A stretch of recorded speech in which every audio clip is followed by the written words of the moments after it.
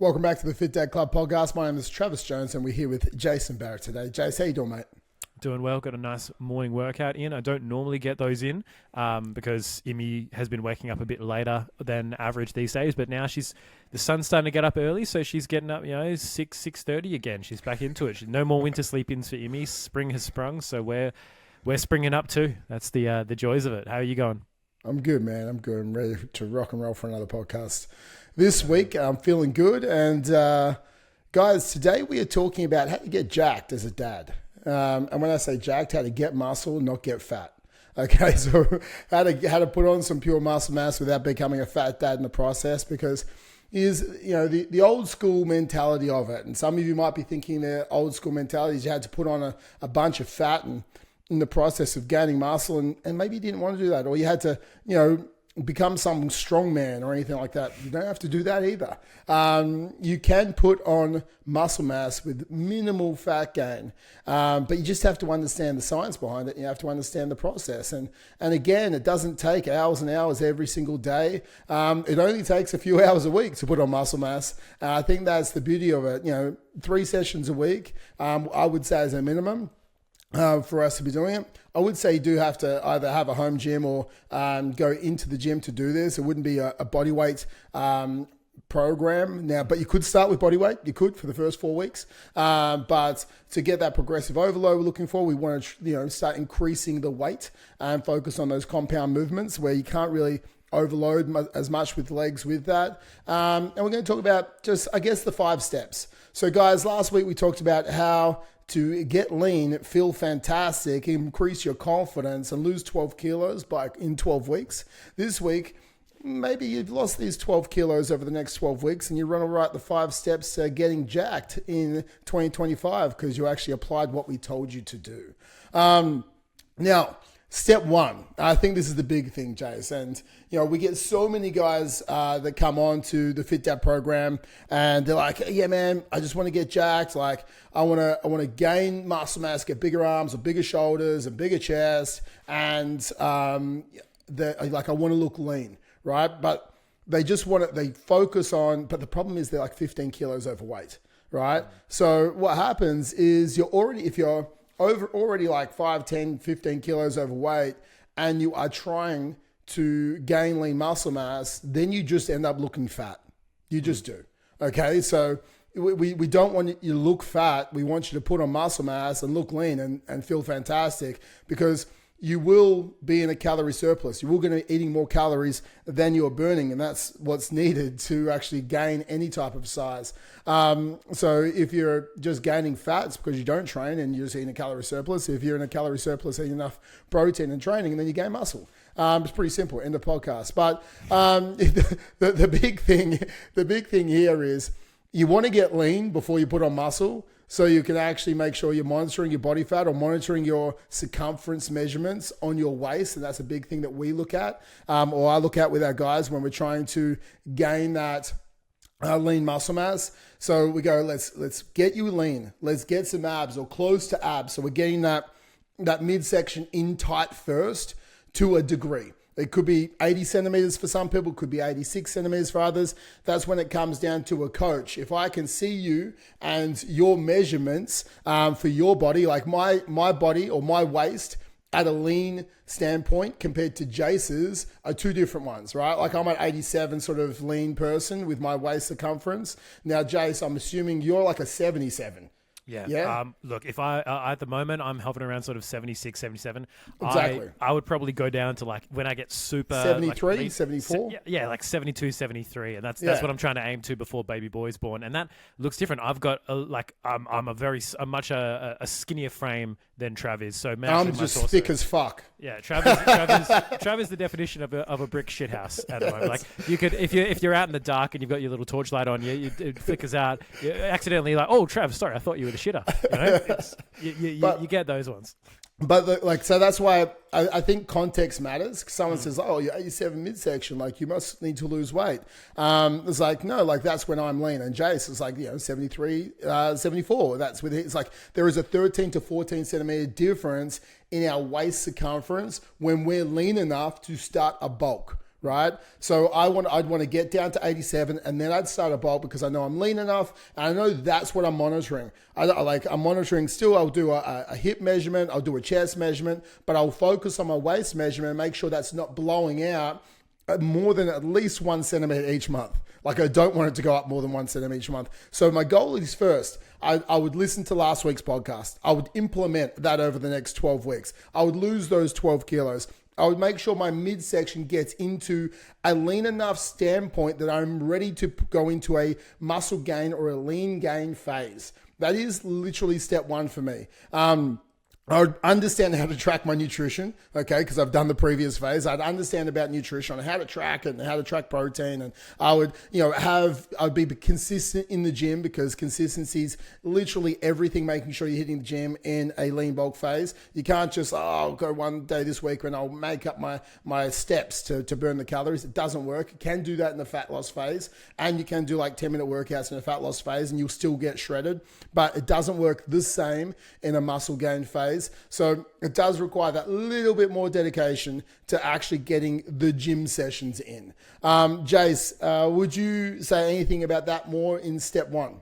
For me, that's pretty much it. Like, it is very psychological. Not only do you want to obviously gain like lean muscle mass and you want it to show and you want to look lean, but it's also, it is super psychological. So if you get to a point where you're like, oh yeah, I feel like I'm lean enough, like I'm okay with where I'm at, you think, okay, cool, all I am going to do is get, I'm only going to be gaining body fat from here. There's this idea of, I'm just going to gain 100% lean muscle. There's going to be zero body fat and I'm going to look better. No, for a period of time, you're going to look like a little bit worse. And that is the reason why we're like from a leanness standpoint. Unless you're one of those guys who's like a bear and you want to be like, strongman style, then you probably look better for your standpoint. But you get really lean so that you can afford to put on a bit of muscle mass and still be happy with the way you look. Because a lot of people psychologically, they'll gain and lose the same fucking 5-10 kilos constantly throughout their life, because they'll get shredded a little bit and they're like, I feel skinny, I need to put on some muscle. They'll start gaining a bit more muscle. I feel too fluffy. They never really get to the leanness they need to then start to put on, because it is going to come with a little bit of fat gain. Now, your goal is to minimize that. And the goal is, as Trav said, to get lean enough first so that any fat we put on is accompanied with muscle. So you overall maintain relatively the same level of leanness, maybe gain a little bit of fat in proportion. But then by the end, you do a small little mini cut and you fucking, everything is revealed, right? The whole gain, gain and shred cycle.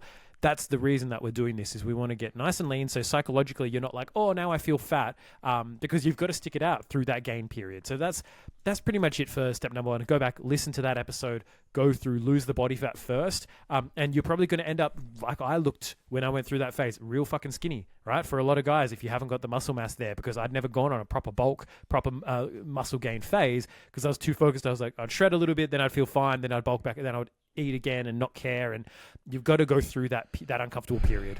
I think for unfortunately for like people of your body type, Jace, and there's a lot of guys out there, right? Yeah. You might have not have been carrying as much muscle mass, and you might have been carrying a little bit of fat mass at the start of the process, right? 100%. So when you drop body fat, you can look skinny, right?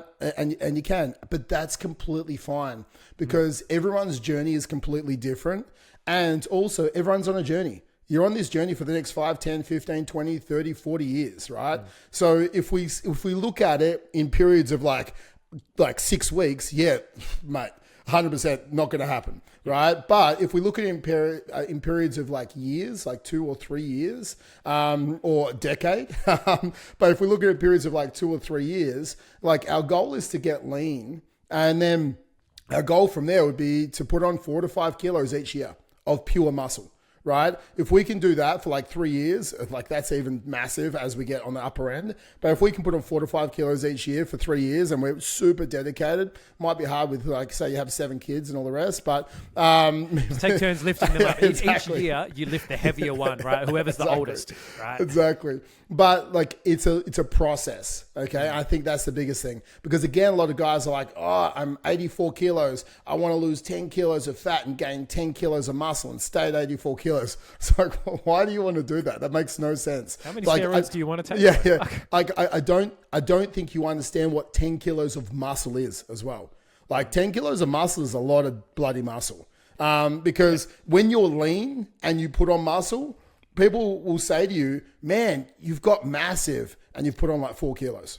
Like, because it doesn't take as much when you're actually lean, because your biceps are bigger, your pecs are bigger, your shoulders are popping off your body, you got veins coming down your arms, like, and not like in a bad way. It's just like you're more vascular because you're lean, and you look bigger because you're a leaner individual.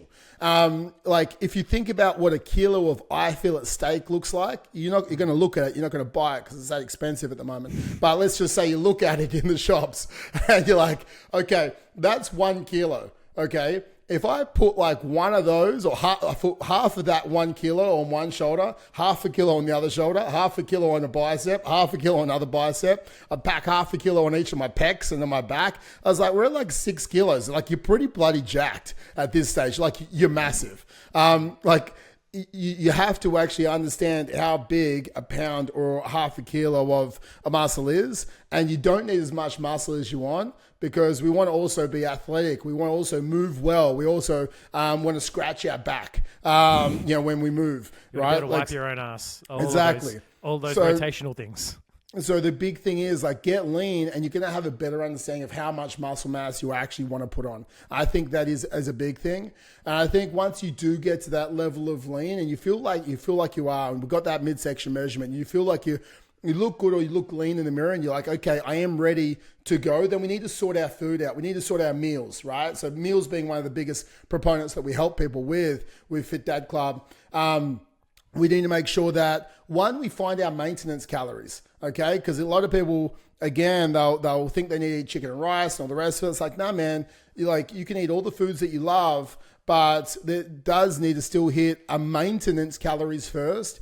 And we want to be about 5 to 10% above our maintenance calories. So maintenance calories mean if I'm eating 2,000 calories a day and I do this religiously over the next 7 days, over the next 14 days, and my weight doesn't go up, it doesn't go down. It might fluctuate a little bit, but if I look at the 7 days of my weighing myself and I divide it by 7 and I do that next week, my weight's within like 100 or 200 grams. Like, it's pretty similar. And that means I'm maintaining my weight.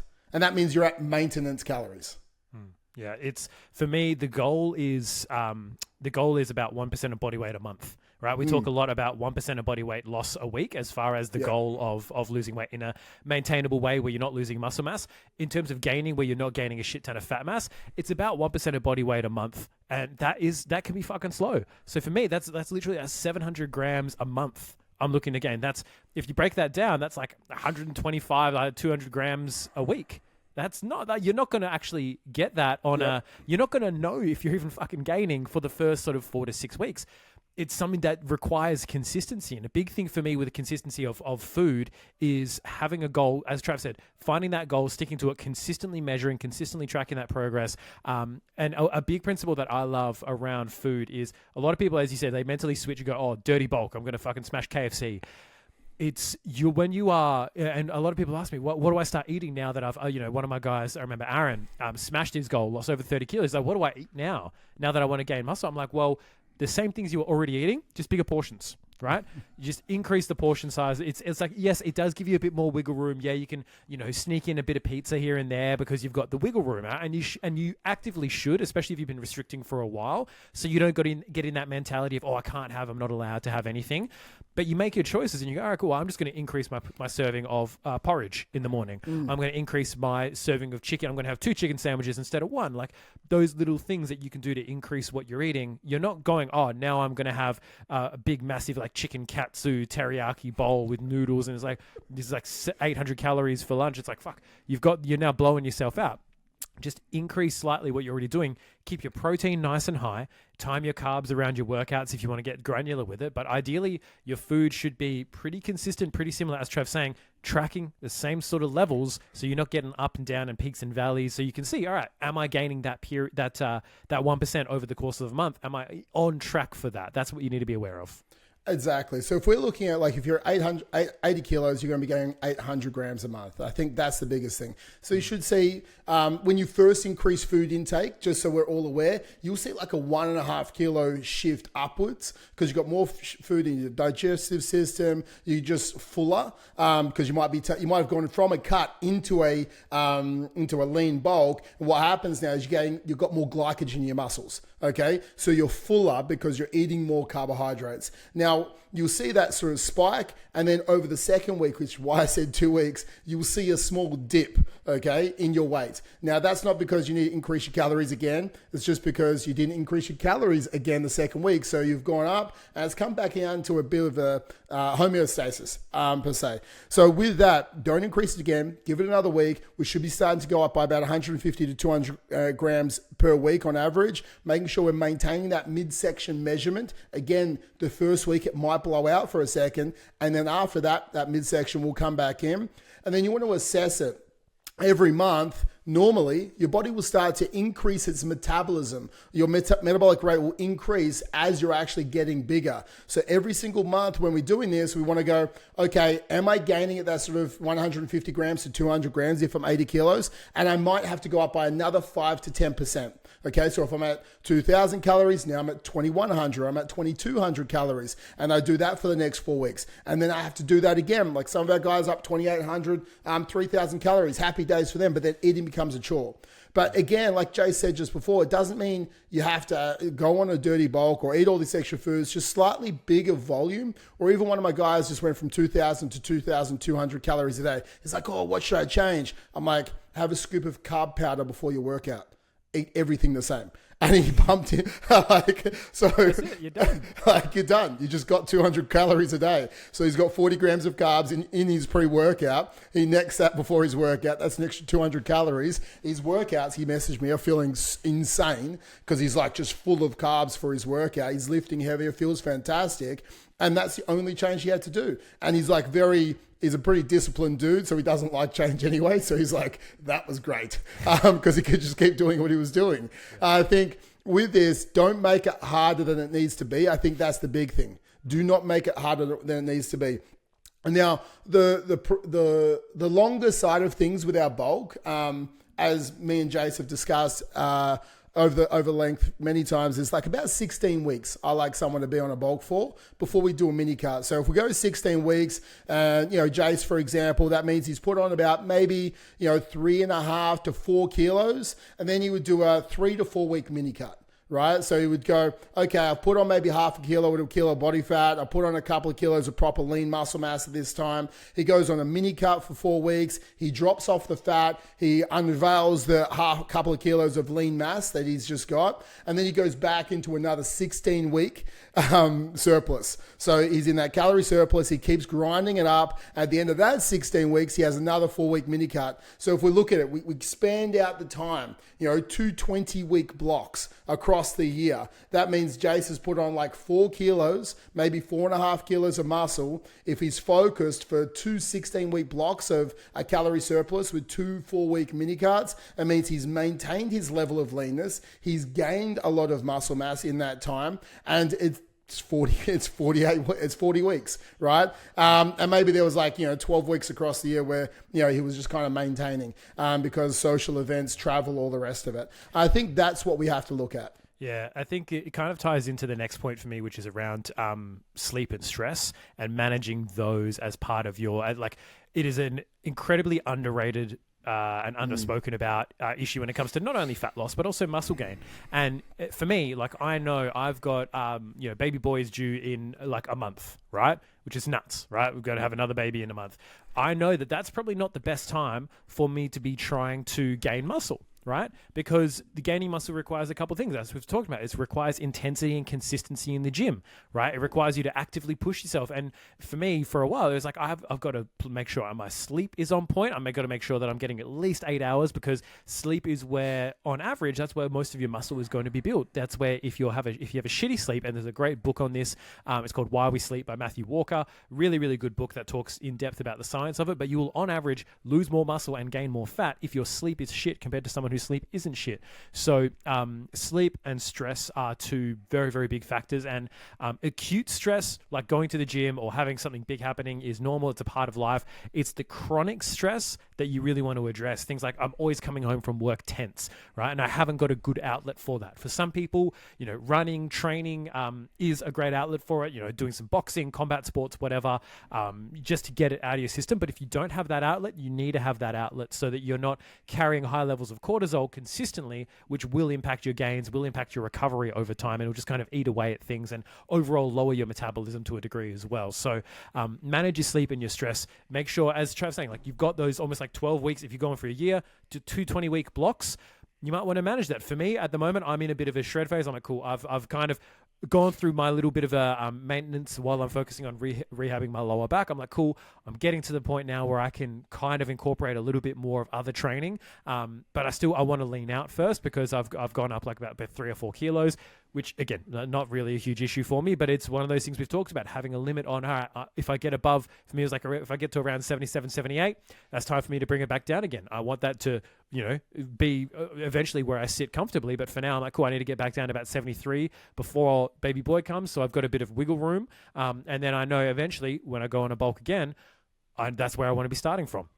But I'm not going to start that while my sleep and stress are going to be high, aka when you've got a fucking newborn, right? Like that's I think it's being realistic as well. Like, with a new baby that, touch wood, everything goes to plan. But like, if Jace is going, okay, I've got a new baby coming, and then Loz is there, and maybe like she needs more help around the house over the next 6 weeks after the baby's born, and Jace's like, no, I've scheduled 4 gym sessions a week for an hour. Sorry, you got this. Like, he would be divorced. So it's not part of the plan. Club. Exactly. It's not part of the plan that Jace has. So it's being realistic of when's the right time as a family, okay? And it's definitely not the right time. But Jace, can he shred? Yes, right now. Does he? If he can't make it to the gym, can he go out the back, throw some dumbbells around for 15 minutes? Of course he can, right?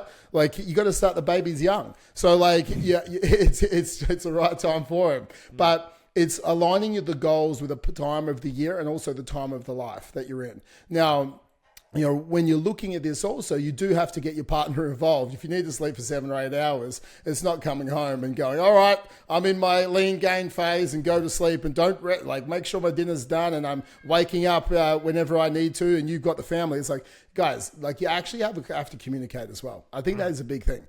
But it's making sure that your sleep is good. Okay, minimum 7, aim for 8. Like, I think it's a good, better, best sort of scenario, right? Yeah. 7 and a half to 8, parent, 8 and a half, right? You're not a fucking athlete. You're not a 10-year-old, 20-year-old fucking personal trainer. You're not a 10-year-old who can sleep all day.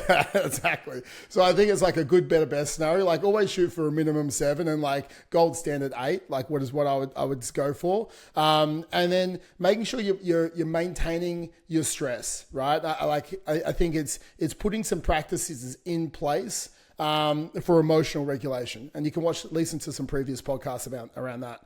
One thing we did not say as much in the previous point was like, your protein has to be on point. With your meals, making sure you're having about 2 grams of protein per kilo. So if you're 80 kilos, then you want to be eating about 160 grams of protein.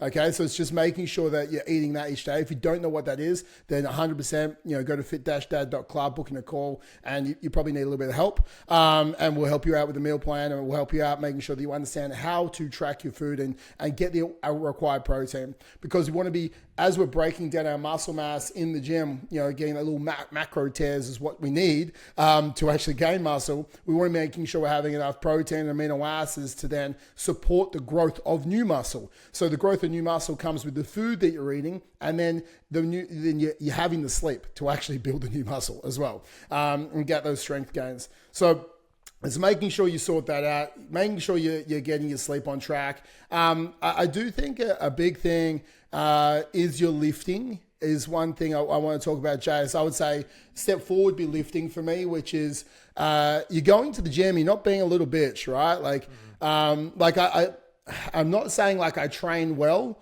but I definitely fucking train hard. Okay, like I would say I train well, but some other people might not say I do. But I can see the intensity. If I'm lifting a deadlift and I'm ripping it off the ground, like my body's and like form of course, but my body's fucking shaking. Right, I know when I'm a 1 rep in reserve or I'm 1 rep from failure because like my body's like shaking to get up there. I know that with a back squat, like I'm grinding out a squat, with form. I know with a bench press, like I'll put the safety guards up. So like, if I do fail in that last rep and I mistime it, I can rack the weight. I'm not pushing out, say my goal is 8 to 10 reps. I'm not pushing out like 10 reps and going, oh yeah, like, how you doing, man? Like at the end of my 10 reps, I'm like, holy fuck, right? Like that was heavy. Yeah. Like you'll be sweating doing weights, right? Like I'm sweating doing weights because I'm lifting with the intensity. When I say intensity,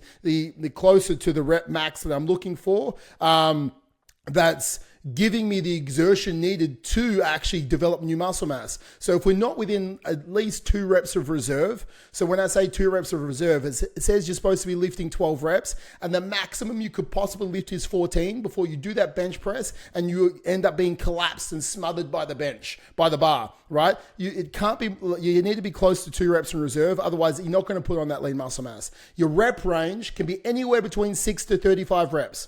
Muscle mass is built between 6 to 35 reps, as long as you're 2 reps in reserve. Now, we don't like to lean too much on the 6 side of things, purely for the fact that it's a lot of central nervous system and strength, and your form has to be on point with that. Now, if you're not like a really trained person, your training age, like the time you've been training isn't as long, then we want to go towards the 10 to 12 and even up to the 15. And we don't lean to the 35 rep side of things because it's just fucking disgusting.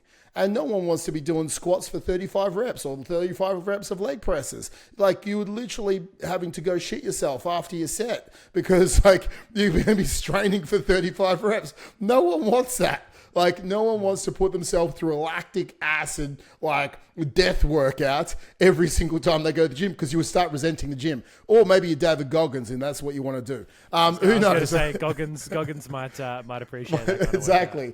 But like for us, like the general non-statistic population, we want to, go somewhere between like 8 to 15 reps, and we want to be 2 reps from failure. And I like to have rep ranges, okay? So say our program goes from 4 weeks or goes for 6 weeks, then like you're lifting, let's just say you can do a 100 kilo bench, right? And you're doing it for 8 reps, week 1 of your program. Next week, you do the same workout, and your goal is to do 9 reps. The week after, your goal is to do 10 reps of the 100 kilos. Now you're increasing total volume, which is giving you a progressive overload in the workout. Now the 4th week, we go back to 8 reps, but we go 102.5 kilos or 105 kilos. The 5th week, you go 102.5 for 9. The 6th week, you do 102.5 for 10 reps. Super simple. Progressive overload with like a wave loading effect, and giving yourself that rep range allows you to go, yes, I created more volume this week because we want to add volume to the workout when we're doing it. So that's a simple understanding of programming. Lift with 2 reps in reserve, make sure you're increasing your volume with a progressive overload each week, and you have some form of intensity in the gym. Like if you're smiling and talking while you're doing your workout and lifting your weights, it's like, man, shut up and lift a weight where you have to grit your teeth and fucking grunt through it. Yeah. I think it's a like one really good principle that I took away from a dude, Jackson Pierce, who I follow. I really like his stuff. Is if you can, like, let's say you've got 3 sets of 12 as your goal. If you're doing anything less than, let's say, like 5 minutes of rest, which you should be, probably like anywhere between a minute and 2 minutes rest max should be where you're at.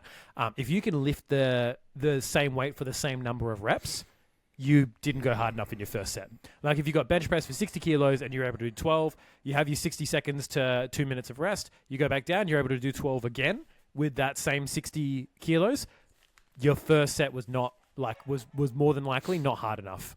And that's a big principle that I've taken away. That's like really gotten me like, cool. With that short of a rest period, like, if you're pushing to failure, close to failure on most of your sets, like you should be at the point where, especially if you're scaling like 2 reps in reserve, roughly, you go, oh fuck, that point I hit it at 12. The next set, if you've got again 60 seconds to 2 minutes, fuck, I probably hit that at 10. right? Okay, cool. Then you rack it. And because I did this today with really short rests, and this is the way you get in and out of the gym quicker. You increase your intensity. And I was like, cool. I went from like 12, 10, 8 was like my rep scheme, or the same weight, because I had a low amount of rest. But also the weight was heavy enough where the first one I was like, oh fuck, that last rep was hard. Next one, by rep 10, oh, that rep was hard. Oh, by rep 8, oh, that one was hard. Like, you gotta make sure, because I think I was chatting to one of my guys where he went, he's like, oh, the workouts weren't too hard. He'd gone for his working sets was like lat pull downs. It was like 45 kilos for 12, 55 kilos for 12, 65 kilos for 12. I'm like, cool. Well, those first two sets did fucking nothing, because you were able to do 65 kilos for 12 after you had done those two. They were your warm-ups, right? Those don't count as working sets. So think about that with your intensity when you're in the gym. Am I just straight setting 10, 10, 10, the same weight? If you are, you're not going hard enough. It's a very easy way for you to know, am I putting enough intensity into my session?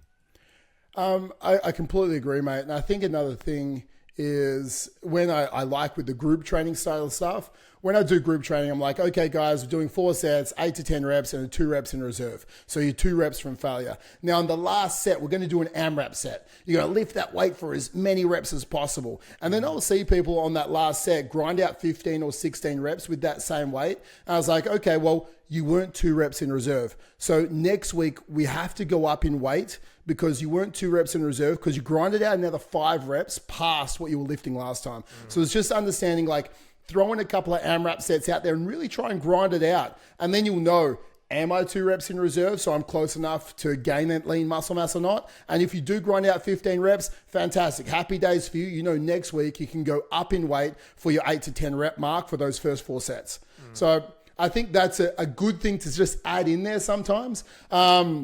Other than that, guys, that is the lift heavy progressive overload principle. I think the last one, Jace, is you've written this one down, which is just be patient.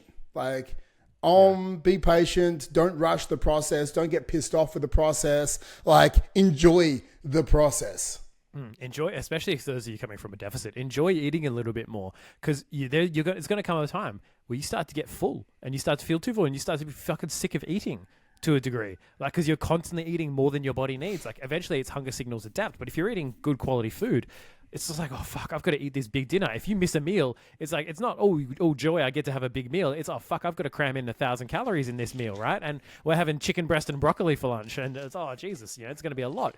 So be patient. And understand, as we talked about, 1% of body weight a month, it's not a big sexy thing. Huge. It's not huge. But as Trav said, get yourself like a kilo of I Feel It. Look at that. It's like, cool, if I could put this on over, 12, 16 weeks, that's a big fucking hunk of meat. It is. It is, man. Like, even if you dice it up into like 200 grams for each calf, right? If you train calves.